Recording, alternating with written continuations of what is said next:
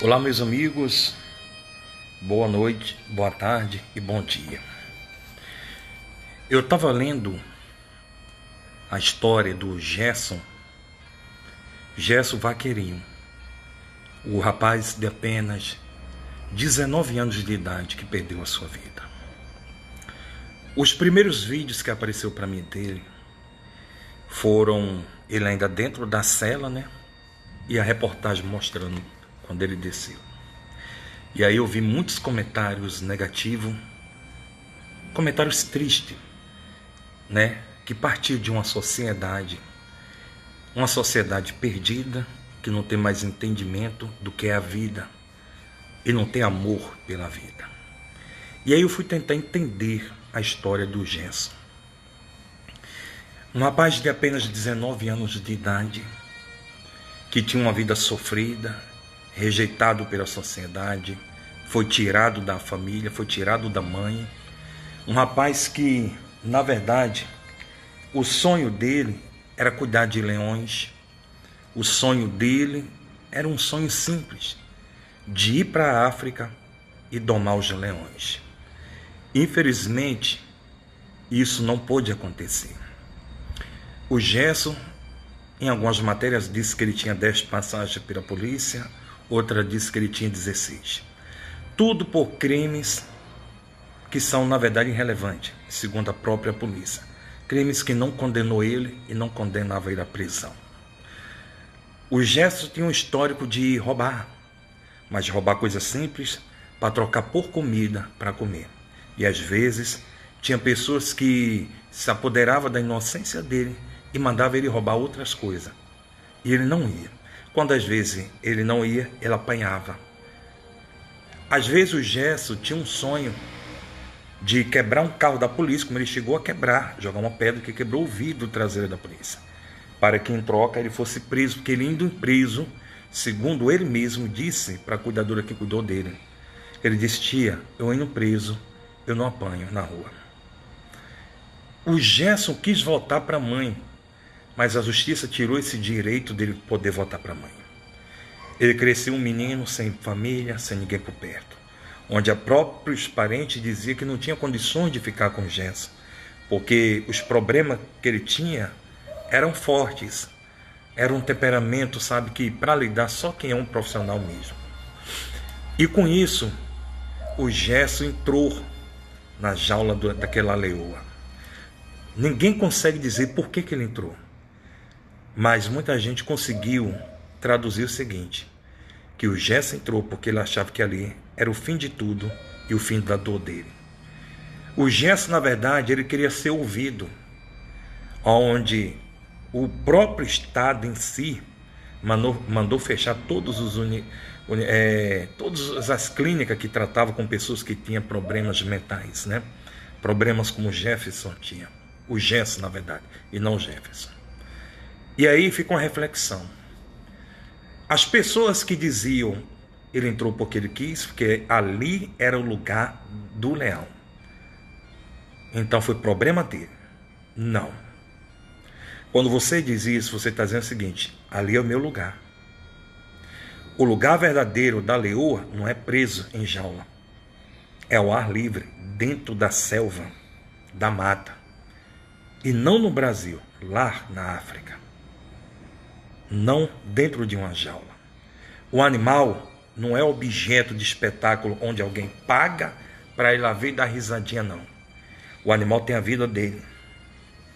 O animal não é racional como eu e você. Ele é irracional. Ele age pelo instinto. E é claro que ele vai se sentir constrangido e vai atacar quem se aproxima dele. Foi o fato que ocorreu com o Gerson. Gerson não entrou ali para matar um animal. Talvez ele entrou ali para brincar ou para falar com o animal. E foi ali que ele perdeu a sua vida. Então, julgar sem entender a história é fácil. Usar as redes para condená-lo é fácil. Eu digo para vocês, quando eu vi toda a história dele, eu chorei. Foi muito triste saber que um jovem tão novo perdeu a sua vida assim do nada. Ele só queria ser ouvido. E ele não encontrou ninguém para lhe ouvir. a não ser a conselheira que cuidou dele por um bom tempo e tentou lhe ajudar, que buscou um lugar, um ambiente melhor para ele e não achou. Mas ainda bem que um dia antes da sua morte, há relatos, vídeos e imagens dizendo que o Gerson aceitou Jesus na praça. Vou postar até aqui a foto dele, recebendo oração, ouvindo e recebendo oração de um irmão que orou e o Gerson aceitou Jesus. A Bíblia diz que nem os loucos errarão o caminho do céu. Talvez essa leoa foi necessário acontecer isso, porque talvez foi esse o momento que Deus queria, porque Deus tem seus caminhos, ninguém sabe. Mas talvez Deus já sabia que isso iria acontecer. Mas Deus não quis intervir, porque Deus não intervém em muitas coisas que acontecem com a gente. Isso é natural, não devemos culpar Deus. Inclusive eu vi um comentário de alguém dizendo, uma mulher: cadê o Deus que o povo tanto adora e diz que livre e que não livrou ele? Talvez Deus não livrou o corpo dele, físico, porque o corpo tem que voltar à terra. Mas Deus livrou a alma dele de ir para o inferno. Se ele realmente aceitou Jesus um dia antes, como eu vi em vídeos e imagens, com certeza Gerson agora está nos braços do Pai. A forma que o corpo se acabou, para Deus não importa. O que nos entristece é saber que alguém que lutou a vida toda querendo ser ouvido, precisando de ajuda, não recebeu dos seres humanos. É para a gente entender que a raça humana é pior do que um animal. A raça humana é difícil de se entender. Para vocês terem ideia, tem gente que ouve a voz de um bandido, de um traficante, e até ajuda um bandido, um traficante, um estrupador, mas não se predispõe para ajudar um rapaz como esse. O governo federal abre espaço para indenizar a família de bandido, abre espaço para indenizar traficante, dá salário para a família deles.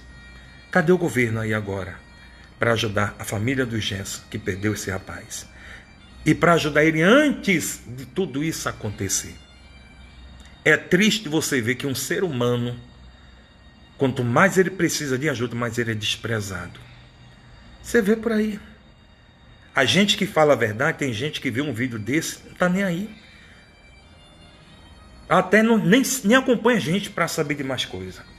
Mas faz questão de acompanhar canal onde tem gente falando pornografia infantil, prostituindo, gente usando maconha, usando drogas, gente roubando e ostentando com dinheiro do roubo. Está cheio de gente ajudando essas pessoas nas redes sociais. Quando uma dessas pessoas vai presa, as pessoas caem para dentro e pedem para soltar.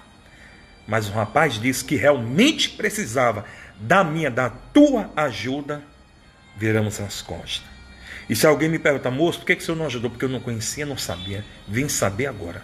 Se eu soubesse antes e eu tivesse condições financeiras, eu lhe digo com toda certeza, Deus é minha testemunha, eu ajudaria esse rapaz.